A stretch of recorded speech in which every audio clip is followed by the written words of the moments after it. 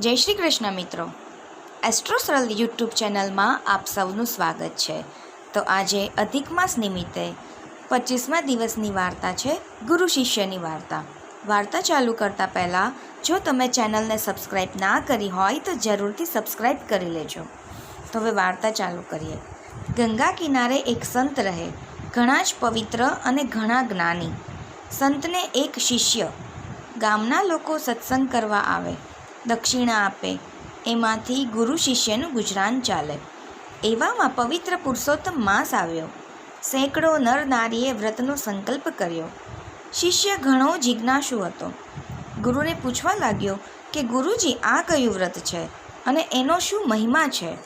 ત્યારે ગુરુજી બોલ્યા કે હે શિષ્ય, આ પુરુષોત્તમ પ્રભુનું વ્રત છે, અપાર ફલદાયી છે। જે શ્રદ્ધા ભાવે વ્રત કરી બ્રહ્મભોજન કરાવે એને પ્રભુના દર્શન થાય। શિષ્યે પણ પ્રભુના દર્શન કરવા વ્રત શરૂ કર્યું। રોજ નદીમાં સ્નાન કરી વાર્તા સાંભળે, ધારણા પારણા કરે। 30 દિવસ પછી ઉજવણું કર્યું। 101 બ્રાહ્મણને જમવા નોતર્યા, લચપચતા લાડુ બનાવ્યા। બ્રાહ્મણો જમવા બેસવાની તૈયારી કરે છે, ત્યાં એક ભિખારી આવ્યો। જોતાં જ સૂક ચડે એવી ગંધાતી કાયા, ફાટેલા વસ્ત્રો, મોં પર માખો બણબણે છે।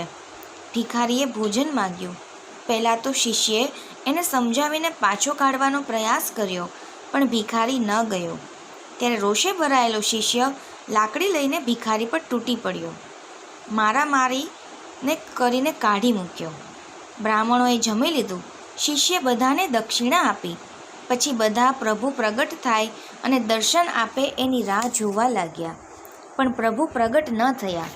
ત્યારે શિષ્ય ગુરુ પાસે ગયો, જઈને ફરિયાદ કરી કે પ્રભુ તો પ્રગટ ન થયા। ગુરુજી બોલ્યા, હે શિષ્ય, એ શક્ય નથી કે પ્રભુ તો અવશ્ય આવે જ। કદાચ તું પ્રભુને ઓળખી ન શક્યો હોય। શિષ્ય ન માન્યો।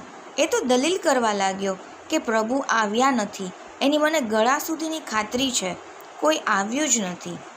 જ્ઞાની ગુરુજીએ સમાધિમાં જોયું, બધી વાત જાણી ગયા અને બોલ્યા કે હે શિષ્ય, તે જે ભિખારીને માર માર્યો એ સ્વયં ભગવાન હતા। શિષ્યના ગળે વાત ન ઉતરી। એણે તો એક જ વાત પકડી રાખી કે ભગવાન આવ્યા જ નથી। ત્યારે ગુરુએ પ્રભુને પ્રાર્થના કરી। પ્રભુ પ્રગટ થયા।